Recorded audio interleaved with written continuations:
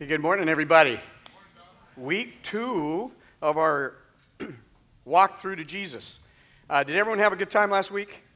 Huh?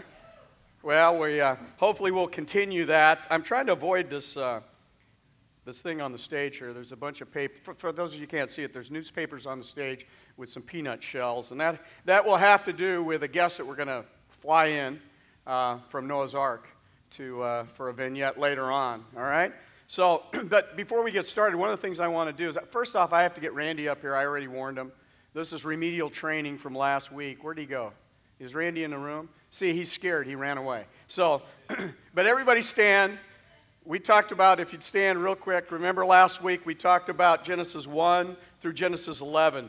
4 events, very easy to remember, and we had 4 hand signals, right? So we start at the bottom here. All right, hands like this. We make a big circle for creation, right? And then we go this way. No. Later. That's later. Chris is going like this, like, yeah, he's getting ahead of things. It's the fall. Fall, okay? Then, now, Chris, the flood, all right? Turn your hand sideways, and nations. All right, have a seat. But Randy did such a poor job of that when he was doing announcements, I wanted him up here for remedial training, okay? So that's it. First 11 chapters. Hopefully you can remember that. You can do it at home. You can teach your kids. And my brother-in-law, Tom, said, Don, hey, let's put it all together with a big visual. So go over here on the wall, okay? And you see the first thing on the wall is the big globe. So that's the creation, right? And then the next thing we have is the tree of the knowledge of good and evil. All right, or is that the tree of life? I'm not sure which one we have there. So, good and evil. So, there's the tree. And then we have, which represents the fall. And then we have the rainbow, right, which represents the flood, right, the flood, all right? And then here is the nations. Pretty clever, isn't it, on the nations with this whole mobile there with all the faces. And then you'll see a sign there with John 3:16, and Bruce will deal with that later because we're going to do some things with that sign to kind of bring it all home with the nations. But I just wanted to run through the first 11 chapters. There is a tremendous amount of material in there. And obviously we can't cover every bit of that material. We're just kind of hitting on some highlights. Last year we did Adam and Eve, and then we talked about the family and the coming redemption. All right, and then this week we'll do Noah's Ark, and then we have some more discussions on that. And then we'll move on from 11 to 12 to 15. We'll start getting into that particular family. And you can kind of see we started with the names over here on those patriarchs, all right? The interesting thing here as we go through all of this is if you think about all of that goes on and all the faithful men, last week Adam and Eve were up here and they talked about one guy. Does anyone remember the guy they talked about? Enoch, right? Enoch. Enoch lived for 65 years. He had a son, all right? Do you know what the name of that son was? Huh? Methuselah, right? Methuselah, oldest man in the Bible, lived to be 969 years old. All right? That's pretty old. Even with our standards, with some of the old guys we have in here, right? So, but 969 years. Well, then Methuselah has a son called Lamech, and then who does Lamech have? Noah. All right? So interesting, isn't it? Through faithful men, you get faithful sons, and there's a lineage. But the whole thing through that is one of the things that you see as you go through Genesis 1 through 11 is God is always interested in salvation, of saving a remnant to bring them through, a faithful remnant, so that he can eventually bring us to Jesus Christ. All right? So we see, do we have the slide? You want to hit the one? The one thing I want you to remember in Genesis is this, right? If you weren't here last week, there's something weird about that word, and it's the big N, right? So whenever you think of Genesis, I want you to think of the big N, because it's the beginning of all things, all right? And then as we go through and we see the sin in the garden and the fall, you see strife that occurs in the garden, in God's creation right away. And it's a striving between God and man wanting to be God, because if you look at all of the sin that goes around and all the other religions around, they all teach that you can be a god yourself. if you're good enough, if you study hard enough, if you do certain disciplines, you can be a god yourself, which is the same lie that Eve had in the garden. And of course, Satan knows God's plan throughout because he's heard it through being around, right? So what does he do? He wants to eliminate that trail of godliness. So the first thing that happens, right after creation and the fall, what happens? Cain does what? He goes out and kills his brother Abel. And between the two of them, Cain represents those that do not follow God. Abel represented those who did. And you can see that at the end of chapter 4 in Genesis, because they have another son named Seth. Seth has another son named Enosh. And if you go read the end of chapter 4, you'll see that it says, and in those days, after Enosh was born, men started to call upon the name of the Lord again. Right? So there's that faithfulness. And then in chapter 5, what you see is all of these people, and like Bruce brought out last week, is it goes, and he died. That's the one phrase in there, and he died, except for one person. Who was the person that didn't die? Enoch, which is actually the answer to Bruce's riddle last week that he threw out. If you haven't figured out, you're still trying to figure out that riddle that Bruce threw out. But that's why, because he didn't die. He was taken up. All right? But that godly father for 300 years talked to Methuselah, right? And then Methuselah is the grandfather to Noah. He talks to Noah. And then Noah is the one who brings them all through the flood with this promise of the rainbow. And it's interesting, this picture was taken at in Alaska. My daughter took it right after a rainstorm, so that rainbow. How many of you, when you see a rainbow, think of God's faithfulness, right? Because that's what it is, right? The first covenant he makes with Noah. He says, I will never again destroy the earth by flood in the manner that I did. So the rainbow is a promise from God of his faithfulness. And that's the other thing you see is God's faithfulness throughout the whole book, especially through 1 through 11. Why did God not allow Adam and Eve to stay in the garden? Because they might do what? They might eat from the tree of life and they live forever in that fallen state. And God couldn't allow that because he had a plan for salvation. He says, I don't want you to live like Satan.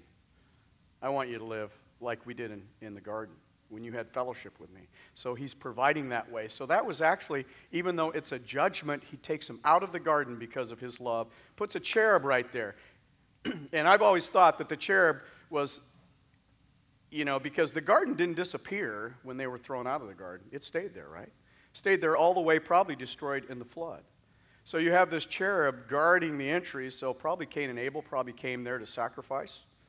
And then Enoch probably went there to talk to God because for 300 years he talked to God, all right? And I'm pretty sure they didn't talk about the weather, okay? Because what was the weather in the Garden of Eden at that time? Yeah, it's pretty nice, right? So if you're a weatherman, that back there, it's going to be mild. You can go naked, and basically it's mist every morning. Pretty easy job. As a matter of fact, when we were in Hawaii, my son Joel asked me that. We were sitting there one day, and you know how kids do, and he goes, Dad, why do they have weathermen in Hawaii? Good question. I didn't have an answer, but it's like, why would you have a weatherman in Genesis, right? So they didn't talk about the weather. They talked about other things. And you can imagine what you would have in conversation with God, which we'll have one day. So God's faithfulness through this whole thing, and that's what we want you to see as we go through. And now I'm going to get off the stage because we're flying in a guest from the ark, which you probably, none of us were there, but this particular beast or whatever was there. So.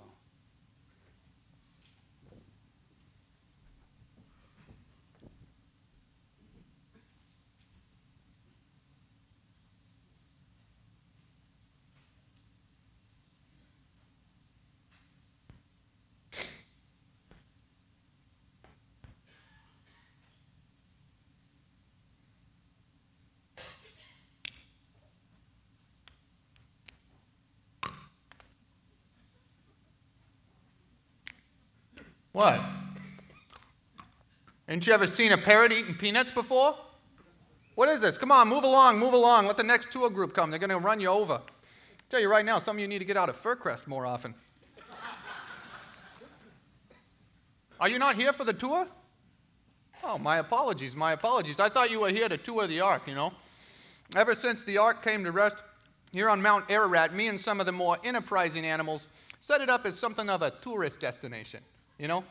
Come tour the ark and meet the animals that survived the great flood, that sort of thing. It's been all right. I'm here a couple days a week, earn a little extra scratch, keep the wife happy. Polly loves the crackers, you know. Anyway. So if you're not here for the tour, you're probably here for the story, am I right? Yeah, I get that request a lot. You came to the right place. See, everyone wants to get an animal's perspective on what happened at the Great Flood. And not only was I a first-hand witness of everything that took place, but I am also the only species of animal that can talk. So, you're going to get a lot more out of me than you would from like those hyenas down the hall or whatever.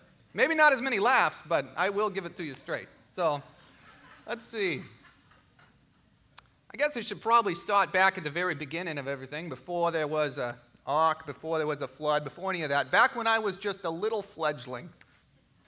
See, I was not a wild parrot, one of those parrots that would fly around in the jungle and eat the fruits.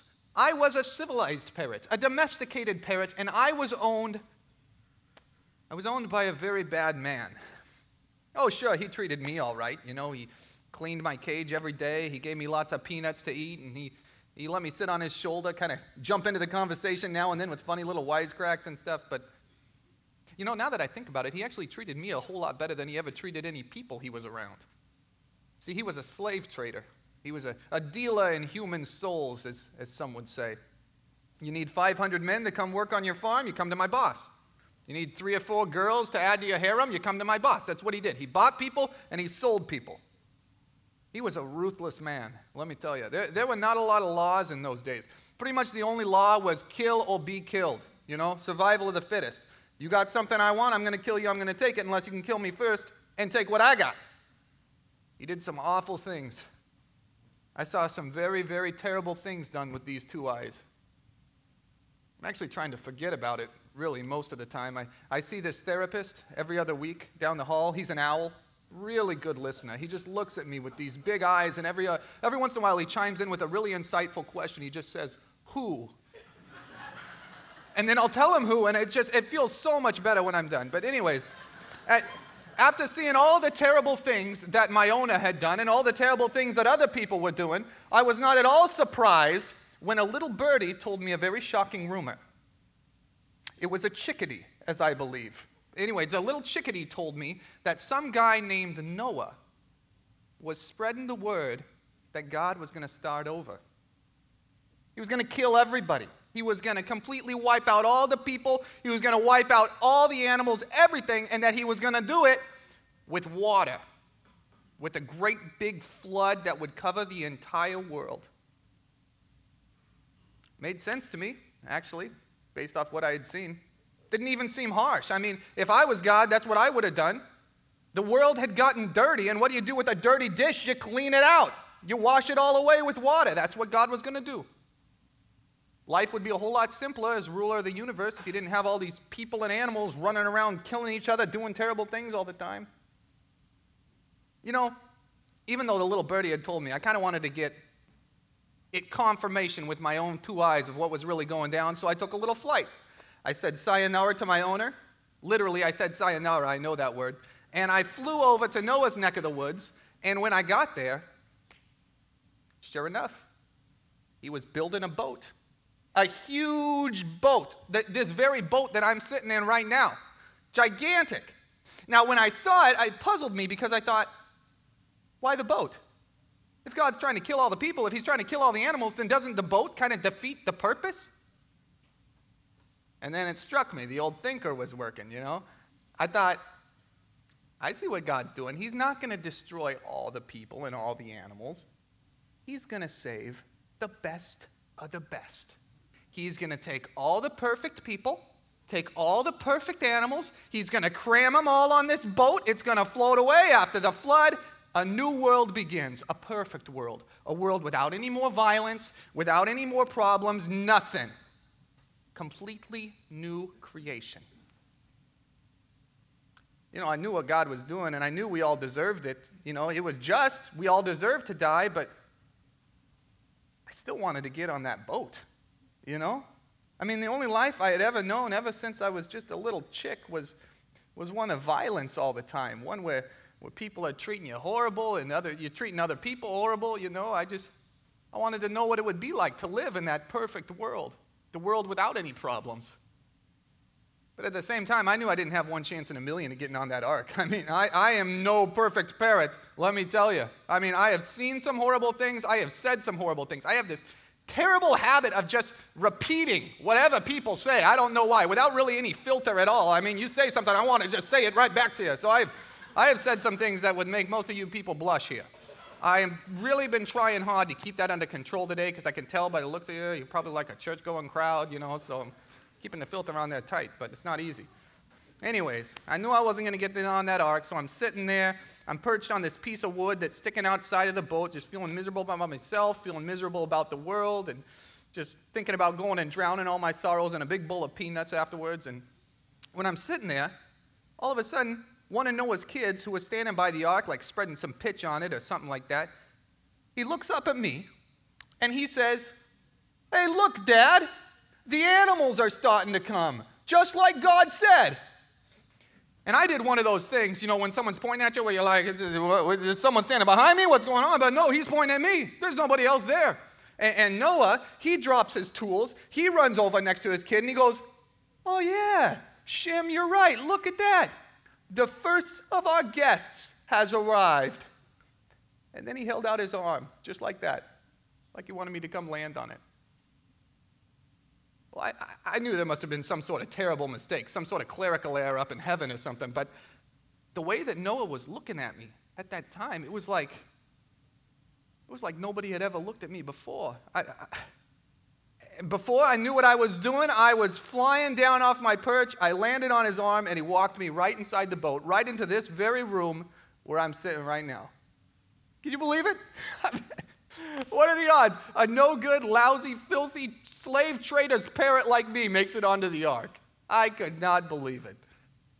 Well, the next few weeks, they were just a blur. I mean, the animals started coming like crazy. 2 by 2, 7 of some other ones. It was a zoo in there, literally. The noises, the smells, it was just a fiasco. And then the rain started. The pounding on the roof, hitting on the sides, explosions of water coming up out of the ground, and then the ark lifts up and it's tossing around in the waves. And then all of a sudden, just as quick as it had started, it was all silent. We were just floating there like we was in a bathtub or something. And by that time, most of the other animals were asleep, like a really deep sleep, you know, where you don't get up, you don't go to the bathroom, you don't eat, anything like that. They were just out, but not me. I knew I needed to stay awake, because if I stayed awake, I'd have a story to tell afterwards, and I do. So anyways, about 6 months later, the water starts going down. Noah sends out some doves and ravens. Wish he would have sent out the parrot, but he didn't. And all of a sudden, we came to rest here, right on this mountain, Mount Ararat. That's where we are now. End of the story, right? All the animals get off, start spreading around the globe. God makes a beautiful rainbow in the sky, says that he's never going to flood the world again. Noah and his family start spreading out, popping out babies like crazy. Let the perfect world begin, right? Well, I was wrong. I was very wrong. See, that whole theory that I had about God wanting to create the perfect world, well, it all just fell apart just a few months after the flood. See, Noah was a... Oh, these peanuts. Excuse me. I'm better now. Wish I had my water dripper. It's usually in here. Noah was a farmer, and he grew some grapes, and he made a little bit of wine. But the problem was Noah didn't just drink a little bit of wine. He drank a lot of bit of wine. I remember one night I just heard some wild laughter coming from his tent, so I flew over that way to see, to make sure everything was okay. I'll never forget what I saw. He was lying there on the ground. He was completely naked. He was thrashing around, yelling some crazy things, singing some weird song that no one could understand the words of what he was saying, and he was drunk. He was as drunk as I'd ever seen anybody, and I've seen a lot of drunk people in my days. What stands out to me the most when I was looking at Noah there was his eyes. They were wild, dangerous looking. You know what it reminded me of is the way that my old master's eyes used to look a lot of the time. And it terrified me. They were not the same kind eyes that had invited me on the ark. There was something very different about him. Anyways, I'm sitting there, and Noah's son, Ham, walks up, and he sees him like that, and you know what he does? He just looks at his father, and he laughs. He looks at his nakedness, and he laughs at him, and then he goes and he gets his other two brothers so they can come over there and they can laugh at him too. Except the other two brothers responded a little better. They did not shame their father that way. They took a blanket, they backed in, they covered up their father without looking at him so he would not be shamed.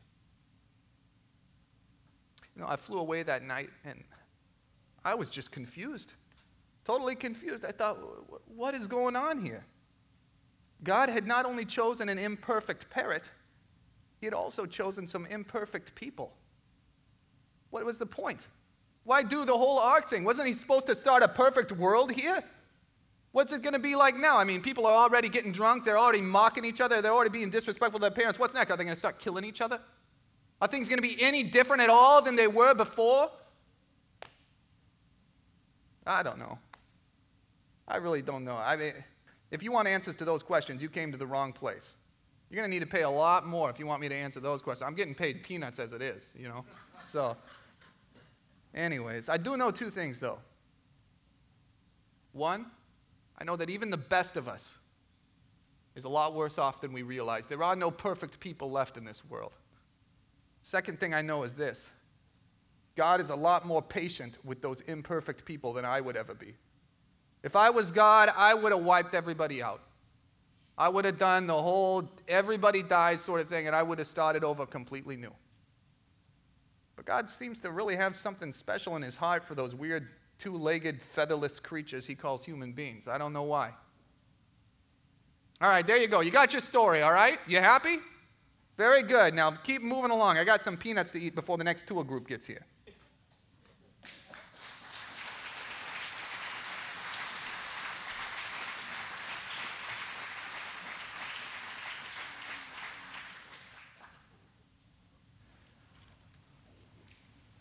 All right, man, you read that flood story, and yeah, you couldn't get confused. What does God really want?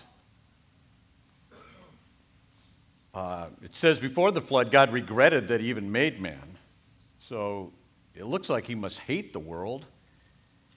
And then you think about it, and you say, well, maybe he just kind of tolerates people, sinners, and so he can, later on, he can just judge them. But I just don't think that's the whole thing about the divine heart. Now, I want you to think about that question because I want you to consider that there are plenty of people who think about the Old Testament in a very kind of upside-down way, because they can often get this impression that if you go to the God of the Old Testament, you're going to get a vindictive, sort of hateful, violent God who is sort of a bloodthirsty bully, and he's, you know, got a toad stabber, or he's just kind of ready to throw some hell or high water on anyone that looks like they're having some fun.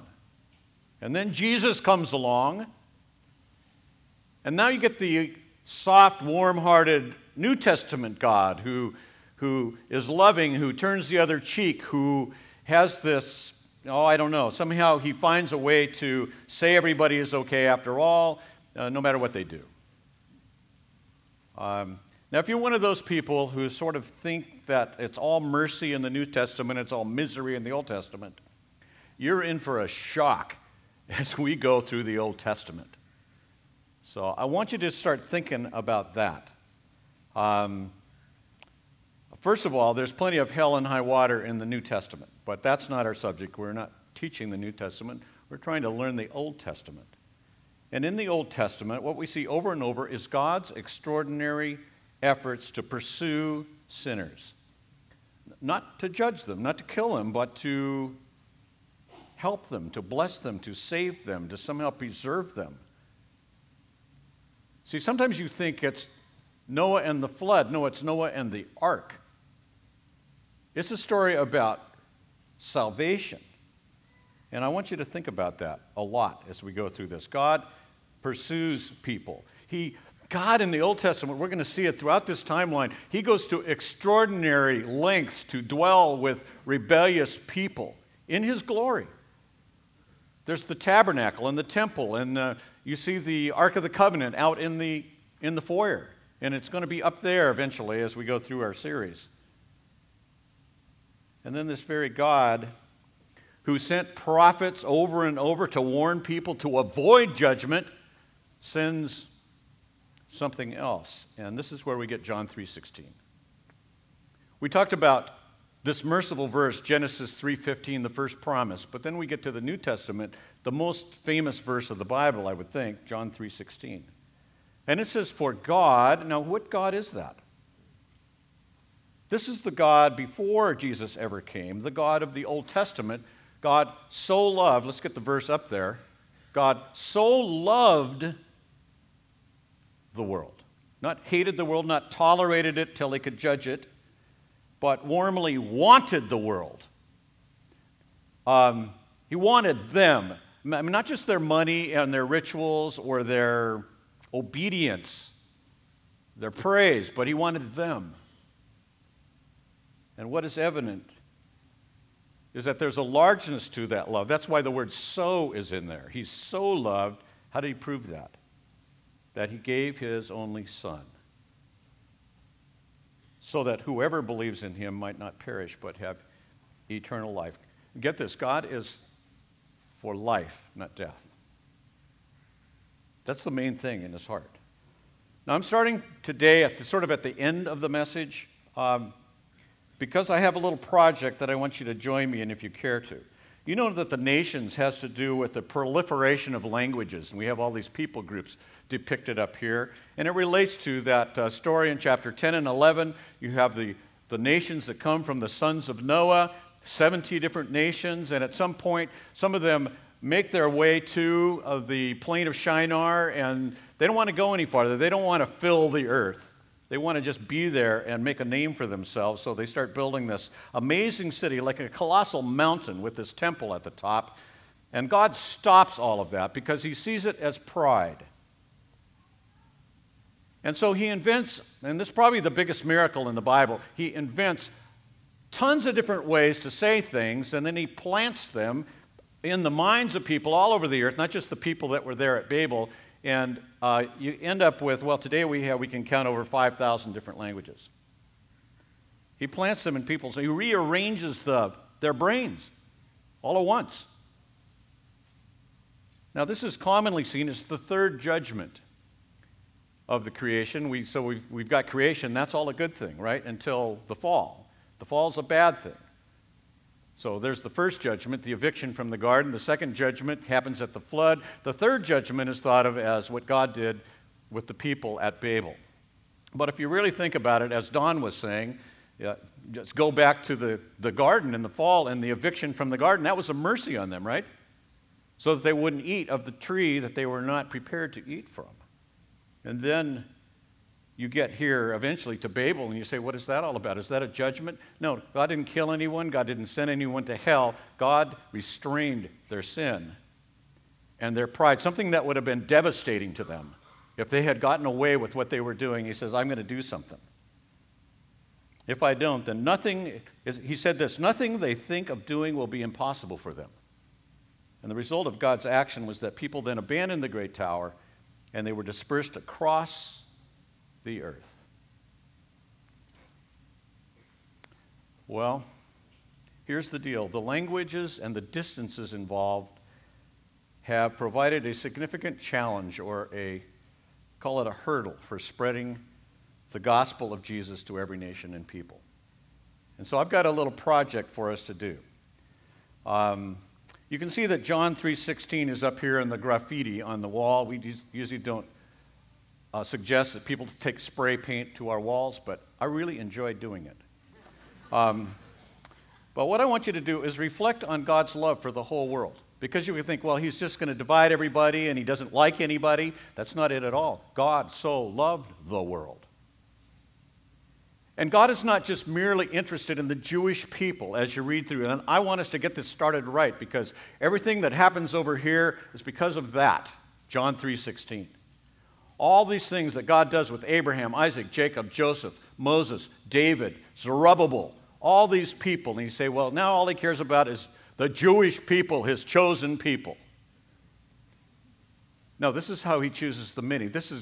God's going to turn Abraham, in fact, into a missionary.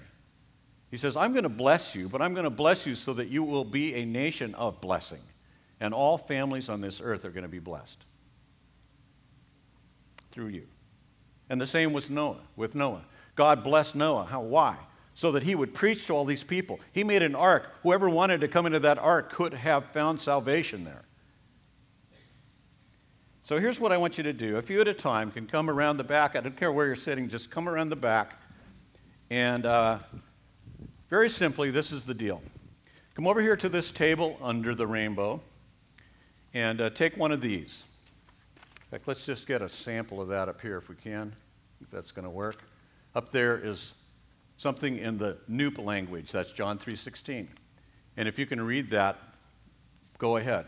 But this is a language spoken in Nigeria. I have one here, Boro Boro, spoken in Brazil. Inabe, Boere, Duca Diba, and those of you that are from Brazil know I actually practiced that and I'm pronouncing it with perfect inflection. And what you're going to do then is grab a push pin. See if I can do my little work here. And you don't have to color code like I just did. But just find a place. If you're tall, push it in higher. You can put it over the letters. It doesn't matter. Just put it up there. Don't try to get it straight. It'll look better if they're just kind of cattywampus all over the place. So that's the first thing I want you to do. Now, also in your update, or this may have been handed to you, you got a little tiny piece of paper. And if you know a missionary or some organization that is going across the world somewhere and they're touching lives of people with the gospel, I wrote on here Ed Coffee, so you don't get to do that one. And then I put the country, Liberia. And what we want this to become a prayer wall for us, for the spreading of the gospel and for the whole meaning of the Old Testament and the sharing of God's mercy and grace to so many. So then just take a place and put that in, and then what I want you to do is pray. Just very briefly. Pray for the people group that you may not even know who they are. Some of them it doesn't say where the language is spoken, but say, whoever speaks this, God Almighty, will you touch their lives? Do you know that there are beyond and I have, I think about 350 translations of John 3:16 in that little basket. There are 2,000 more languages that John 3:16 has been translated into. There are 2,000 more languages that have not one part of the Bible translated. So I want you to consider in your heart when you pray for that people group that has John 3:16 and say, Lord, may those many people that have no scripture in their language receive it soon. And then if you've pinned up one of these missionaries on the wall, then pray for them briefly. And you can come up here. It doesn't have to be just one at a time. Come up here and grab them and line up and just keep filling this. You know, it's like the Wailing Wall in Jerusalem. Just go up there and then just pray briefly. And while we're doing that, I'm just going to keep talking. And if you didn't get one of these white things, you can come up here, bring a pen with you, and take a brief time to write it down. And I think that's pretty clear how to do that. So I'm going to keep talking while you do that. Go ahead, somebody just start it. Are you going to start? All right, there's some pens there too, if you need one. And I'm going to sit down here, and I'm just going to keep talking, and you guys start creating the wall. All right. Now, Nate the parrot left us with our feathers kind of in a quandary. And the question is, of course, what is God doing? And, I sort of hate to repeat what a parrot said, sort of kind of a reverse of roles there, but he really had a good point, and I love that point. You would think that God, after the flood, would be into working with perfect people. You get a whole bunch of perfect people this time, or else the same problem would just happen again. And what does God want on this planet? The same old trouble, over and over, judgment, sin, judgment, sin, judgment, sin, judgment, sin, and then judgment again. I want us to focus on a short passage about life right after the flood, and it's Genesis 8, 20 to 22. And you guys don't all have to get up at once. It's going to be a long line there, so you just take your time. I want to read this passage, and those that are in line, of course, can keep listening.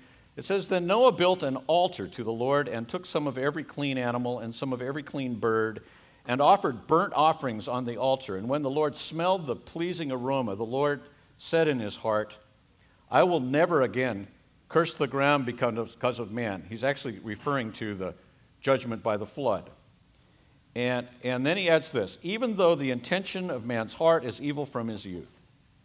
The word even though could also be translated because, or seeing that. The whole idea is that the flood did not eradicate sin, so he's not going to do it in this. If he has to judge, it will never be in this way, and it will not be till the final judgment. So he says, and never again will I strike down every living creature as I have done. As long as the earth remains, seed time and harvest, cold and heat, summer and winter, day and night will not cease. And so they continue until this fine day in Tacoma, Washington, that we got up to today. It's going to be a wonderful, beautiful day. Now, what do you imagine Noah was thinking when he got out of the ark? Remember that this is Moses telling this story. And you might imagine people leaving Egypt might have thought, wow, when we get free, it's going to be good. You know, all our problems will be over. Or when we get to the promised land, back to Canaan, back to Abraham's land of our forefather, our patriarch, then it's really going to clear up for us. This is going to be good. Now, you guys all might have been in that same situation at some times. You know, after I lose some weight, life will be a lot better for me. Or maybe when I get my school loans paid off, or when I get all my closets and drawers organized, then life's going to start humming the way it's supposed to. Or when I get a promotion, or when the business I started, gets over the hump and starts making a profit. Or when my kids are all out of diapers. Right now, when we're out of diapers, it's not a good thing, but eventually it will be. And then, or when my acne finally clears up, then life will take off for me. What we hear in Liberia is, hey, if I just get to America, life will be amazing. Or as a kid, for a while I lived in a small town where every kid was thinking, when I ever get out of this rat hole, maybe something good could happen.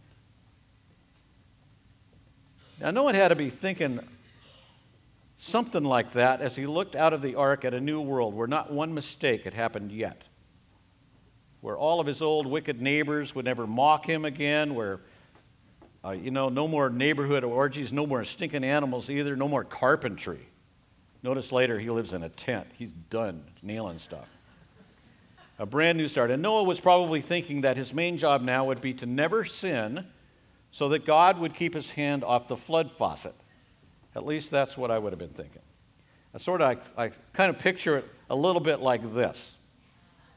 Where dreams come true and, skies are blue and troubles melt like lemon drops way above the chimney tops. You got it.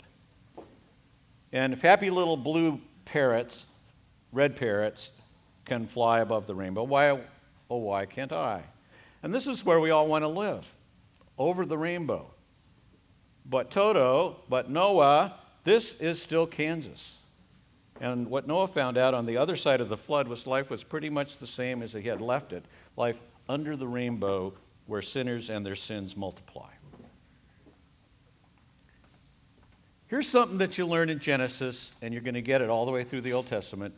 People are still sinning, and they are still sinners. And what Adam and Eve started continues on.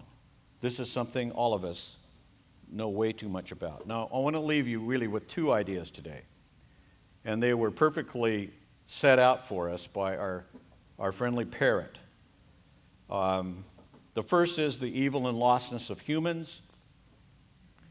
What God said before the flood, God saw the intentions of people were nothing but evil continually. And then what we get here after the flood, God says the intention of man's heart is evil from his youth. See, it hasn't changed.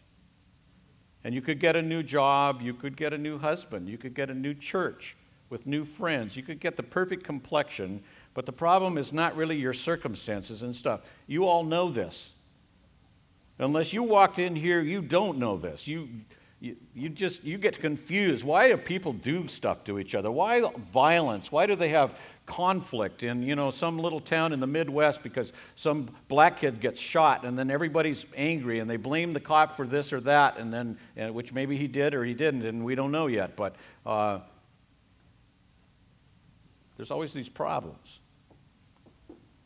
And we find out the nations who rise after the flood have fantastic ability but no humility. because that's really the core of this whole thing, isn't it? You may not do gross sins, but I'm going to tell you, you probably struggle with pride. Well, people diss you a little bit, and you are really defensive and hurt, and a lot of your life is built on improving your lot in life.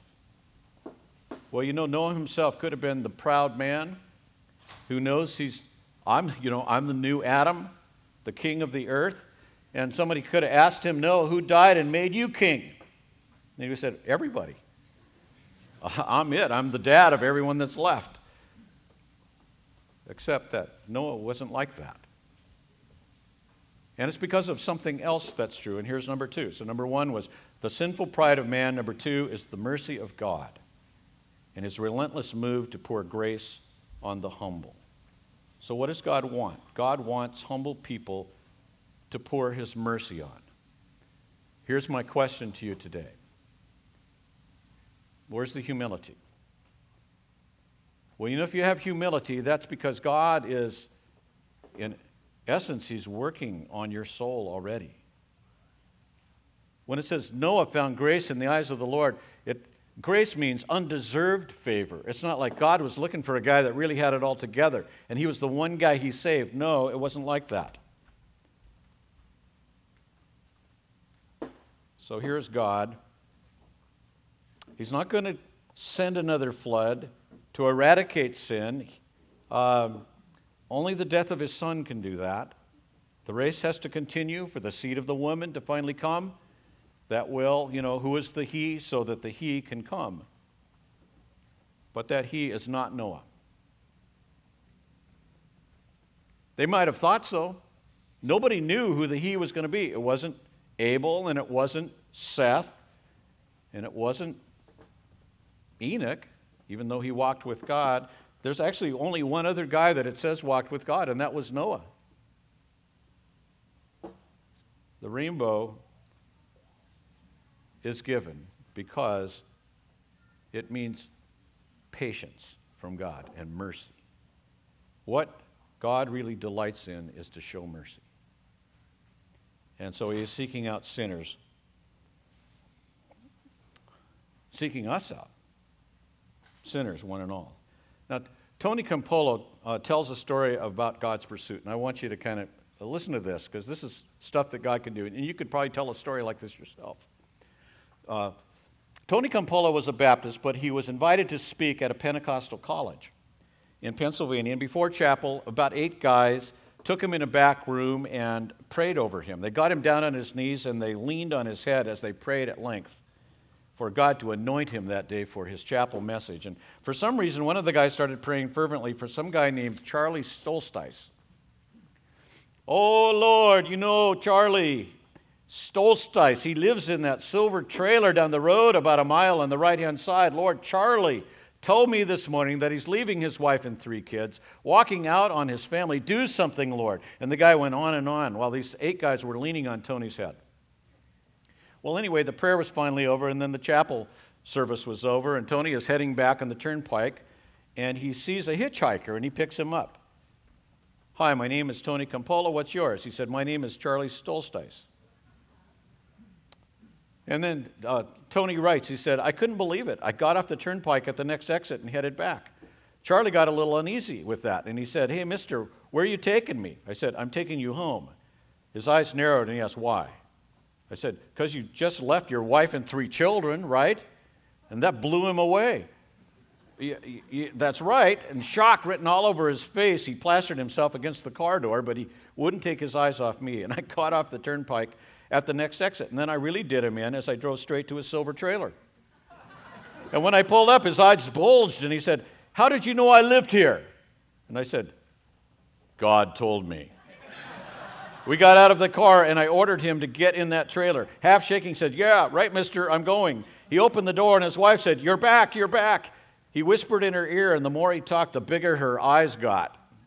Then I said with real authority, the 2 of you sit down. I'm going to talk, and you're going to listen. And man, did they listen. Man, I was like E.F. Hutton. That afternoon, I led those 2 young people to Jesus Christ, and today that man is a preacher of the gospel in California. And so God raises up a preaching, ark-building disciple named Noah, and he walks with God, and he gets out of the ark eventually, and then what does he do? And this is really my call to your heart today. What does he do? Well, he can't, there's nobody to preach to anymore. Did you notice in that picture that I have got up there that Noah is actually teaching the Walk-Thru deal? I don't know if that's really right at the end of the creation or if he's just done the flood. But I think that's great how he's going through all the hand motions. But when he got out of the ark, he did something different. Before he shoos everybody away and they all start multiplying, which is going to be a pretty big business, there's something more important than sex. Guys, write that part down. You guys are thinking, what could that be? Oh yeah, football. But seriously, the door opens and Noah steps out and he sees a desolate world. No sound, no animals out there, everything's gone. And what's the first thing? He falls to his knees and he constructs a makeshift altar. God never ordered him to build it. There's the silver trailer. I forgot to put it up there. There's the altar. Why does he do it? Well, you think about it. He knows he'd been spared from something awful. A man who has watched the inhabited world wiped away is going to be in awe of the floodmaker. And so Noah leaves the ark with a serious respect for God. But there's more than that. There's gratitude. Because Noah knows he deserved the flood as much as anybody. He knows he himself would have been drowned, except that, as verse 1 says, God remembered Noah. So when they leave the ark, Noah remembers God. And so he worships. The disciple who had stood alone against the world is now not standing at all. He's kneeling or he's on his face. And he's not alone. He's there with God. And it says when Noah worshiped, it was a pleasing aroma to God. And that's when God says that he will never again use this severe method to judge men. The flood has proven what he thinks of sin. So he's not going to do this anymore.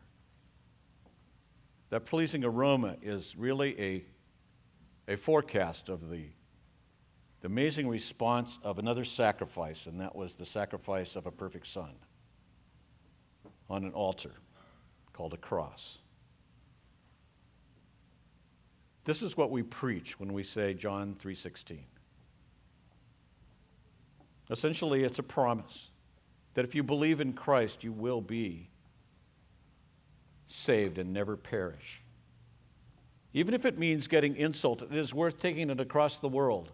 And the missionaries that are getting pinned up here on this prayer wall are doing this kind of thing, even though they often face hardship and ridicule for what they do.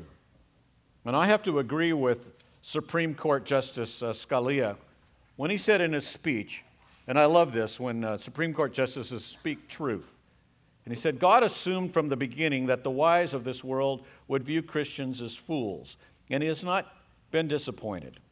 If I have brought any message today, it is this: have the wisdom to have your wisdom regarded as stupidity. Be fools for Christ and have the courage to suffer the contempt of the sophisticated world. Now, you can do that only if there is an altar in your life. I don't mean in your backyard, you take a few stones and you get some sheep. I mean this as the predominant theme of the Old Testament, that your heart is brought to God, the God of mercy. It has to do with the priority of God in your life. It has to do with your humility. It has to do with your faith, your dependence. It has to do with, in fact, humbling your pride before God so that you can be impressed by His Son, which is the whole story of this whole Bible that we have, so that you can make much of Jesus Christ. Now, if you tell me, my life will be much better when I just graduate from college, or if I lose some weight, or if I get married, or something like that, then you should be able to explain to God and to yourself how that change will make you a better worshiper, how that change will help you make more of Jesus Christ. That's what the altar is all about. Jesus says to the woman at the well that God is looking for worshipers to worship him. I will say that God will do strange and amazing things to find them. And he does that because he is a God of mercy. I'm going to pray. You're going to keep coming up here throughout the whole service. When we stop and we have communion, we'll try to move along the line there, make sure that you get some bread and juice as well, so you don't have to give up your spot. But I think it's important for us as we think about the Lord today and remember him. We're remembering an altar, remembering a promise. And we're remembering John 3:16, that whoever believes in him will not perish, but have eternal life. We're going to pray, and then we'll transition to worship, and we're just going to keep rolling. Father Almighty, we are so blessed. When we think of the lostness of our heart, we are desperately unworthy of anything that you would ever think of doing for a good person.